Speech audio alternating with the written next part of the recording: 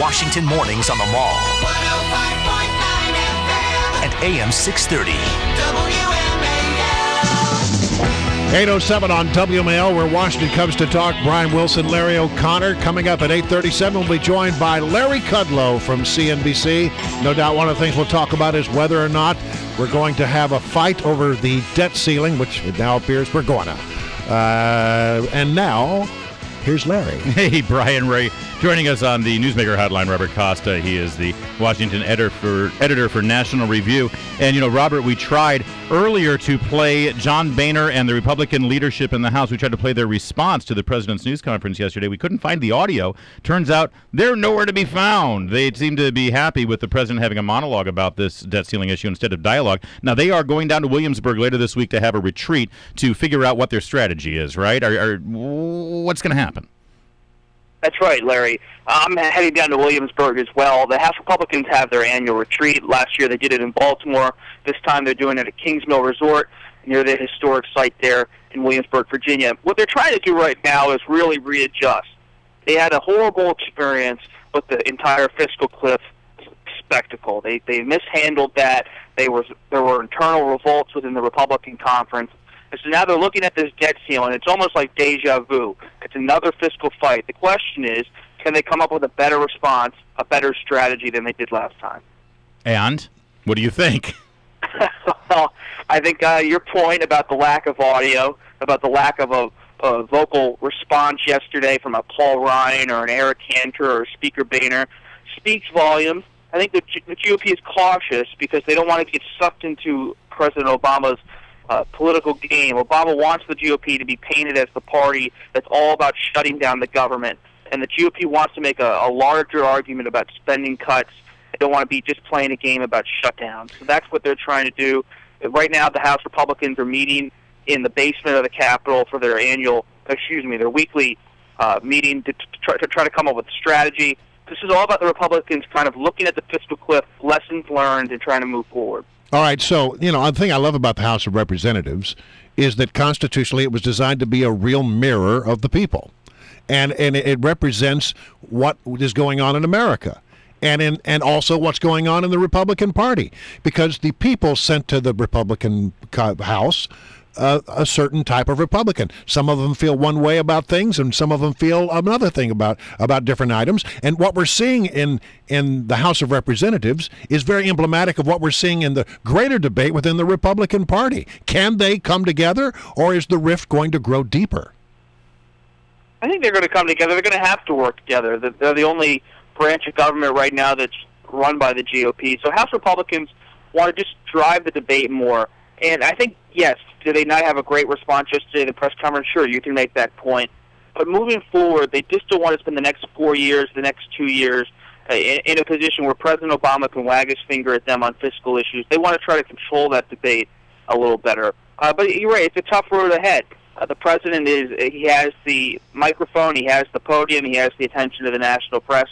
And so Republicans, it's the calls for the impeachment from lone congressmen. It's these outlying news stories that always seem to dominate the news for Republicans. And so they're in a tough position because they need to start talking about the budget, need to start talking about cuts, how they're going to adjust the spending sequester that's coming up in a month. These are all on the table, but they're just not being discussed. All right, what about guns? Because that's the other debate we're having in this country right now. How is that going to be resolved? We'll hear from the president, I suppose, in a day or so about what his proposals are. The vice president is supposed to send his ideas to the president. We hear later today. What I'm hearing on Capitol Hill is a lot of Republican and Democratic consensus on background checks, on mental health issues, perhaps even on limiting magazine clips. But in terms of assault weapon bans like you're seeing in New York State, in California and other places, you're not going to see that kind of thing coming out of Capitol Hill with a divided Congress. But I think there is a push on both sides to do something on guns. The question is the scope of the legislation. And I think as much as the president is trying to push executive orders and move this process along with the Biden working group, when you have a Republican House that really believes in the Second Amendment, is cautious about any kind of gun control, this is going to be an incremental process. But I think there is enough post-Sandy Hook momentum for gun control legislation that we'll see something this year. Robert Costa is our guest. He is the Washington editor for National Review, and you can find him on Twitter, Robert Costa, NRO. That's Robert Costa, NRO. According to Jake Sherman at Politico, Robert, this retreat in Williamsburg is going to feature a couple of motivational speakers, including a blind man who climbed Mount Everest. Is this what's needed?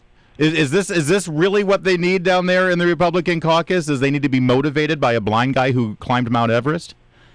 I know. Sometimes you wonder. I mean, the House GOP annual retreats always feature these kind of motivational speakers to come in and give rah-rah talks. There's sometimes radio show hosts, authors, famous political columnists. I know a couple years ago, George Will gave a big speech to House Republicans before they started. Here's what I want. Robert, I want this, and you need to get this on video. I want to see Michelle Bachmann and John Boehner holding hands walking over hot coals with motivational speakers egging them on. Remember, Larry, this is a retreat. This is a retreat for relaxation. Yeah. For them. That would be relaxing in its own special way. Yeah, a drum circle, kumbaya. It'd something. be entertainment, perhaps, but I don't know if it'd be relaxing. All right. Well, are there any leaders that are emerging right now? You know, I think that during the intrigue that surrounded a potential small cabal of conservatives who were going to try to block Speaker Boehner from being reelected, the one question that kept looming was, well, who else is there? I mean, is there anybody else? Are you hearing anybody's name popping up that the Republicans are sort of saying, hey, we like this guy. This is potentially someone we could get behind? I don't think there's going to be a lot of intrigue and a lot of real drama right now in terms of ousting Speaker Boehner. But here's what I'm seeing. No. I just mean who's an up and comer. Sure, there are a couple people to watch right now. Jeff Hensarling, former conference chairman, member of leadership. He's now Financial Services Committee chairman. He's a real insider, but he's a favorite of conservatives. You have Tom Price now, former Policy Committee chairman. He's on the outside, but he's going to be more of a conservative force with the guy from Georgia because he's not in leadership now. He can be a little more free in how he votes. And then really the other two people to watch, and it sounds almost obvious, but it makes sense to really watch, keep an eye on them, is Kevin McCarthy and Eric Cantor. Number 2 and 3, these guys voted against the fiscal cliff deal, broke with Boehner on the fiscal cliff legislation. So how are they going to continue to move to the right, perhaps, in the weeks and months to come? That's something I'm interested in. All right, Robert Costa, he is the Washington editor for National Review. Robert, make sure you bring your golf clubs down there. Just bring my pen and pad. I wish I could bring my clubs. Well, we will follow your updates at Twitter. Again, that's Robert Costa, NRO, on Twitter, and he is the Washington editor for National Review. Thanks for joining us today.